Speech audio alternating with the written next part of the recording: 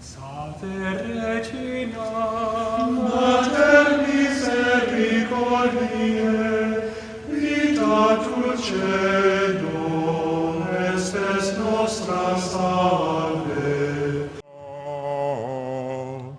Alleluia.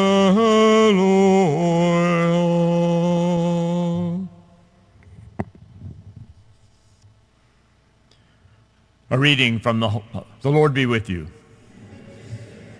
A reading from the Holy Gospel according to Luke. Jesus said to his disciples, "Be sure of this. If the master of the house had known the hour when the thief was coming, he would not have let his house be broken into. You also must be prepared, for at an hour you do not expect, the Son of Man will come." Then Peter said, "Lord, is this parable meant for us or for everyone?" And the Lord replied, "Who then is the faithful and prudent steward, whom the master will put in charge of his servants to distribute the food allowance at the proper time? Blessed is that servant whom his master finds, on his arrival finds doing so. Truly, I say to you, he will put him in charge of all his property. But if that servant says to himself, 'My master is delayed in coming,' and begins to beat the men servants and the maid servants to eat and drink and get drunk, then that servant's master will come on an unexpected day and at an unknown hour, and will punish the servant severely and assign him a place with the unfaithful. That servant who knew his master's will but did not make preparations nor act in accord with his will shall be beaten severely. And the servant who was ignorant of his master's will but acted in a way deserving of a severe beating shall be beaten only lightly. Much will be required of the person entrusted with much, and still more will be demanded of the person entrusted with more." The Gospel of the Lord. Do you not know that you are a slave of the one you obey? And so we have a choice.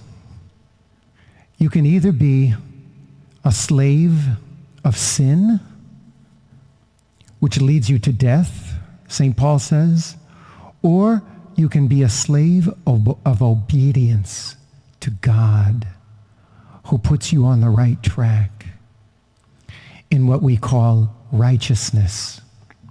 And that word righteousness has the connotation of living in God's will, because we look to him for proper living, because he knows better than each one of us. And he opens doors of grace to let us come closer to him, or to slide into the abyss and be a slave of the evil one. Jesus says in the gospel here in St. Luke, "You must be prepared, for at an hour you do not expect the Son of Man will come." That's not simply about somebody who's going to die, although it could be that. But on the other hand, when we live a life of prayer and we live a life in striving to be obedient with God and taking care of the sacraments, in those ways we become more attuned to what God sees as good for us. And so we're prepared not only for death, but we're prepared to live in the glory of God, even here on earth. You can be either living in a life of sin, or we can be living in a life of righteousness.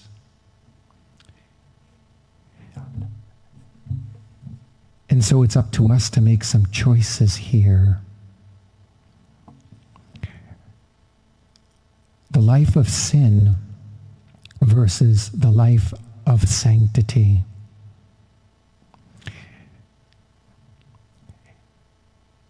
If you want to be a saint, this is where we have to go. Living in righteousness, striving for our life to be in order with the sacraments. And one of my favorite places to go with this is the Ten Commandments.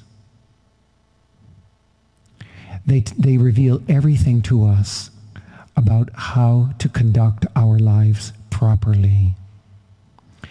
And so we're being called, in a sense, to that.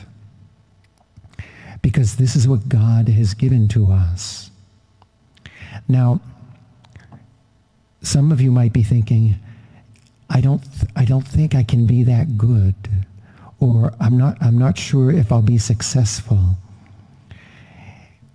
If we strive for it, God will bless that and give us more and more grace to become more adherent to what it is to be a good child of God and live for life and not go to the depths of hell.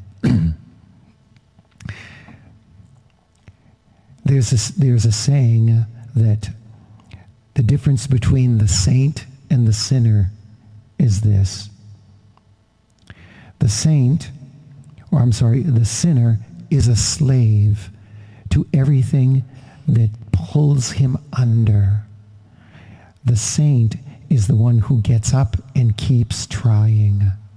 Yes, God makes room in his mercy for us to be able to have a God who loves us so much that he can even give us a second chance at times, or maybe the 100th chance at times. Just think about the prodigal son for a moment. After everything he did to hurt his father, when he came home, he was greeted splendidly and overturned his life for the best. And here it is for us to know that we are slaves to the one we obey. I trust it's the righteousness of Jesus Christ. Regina Celi, let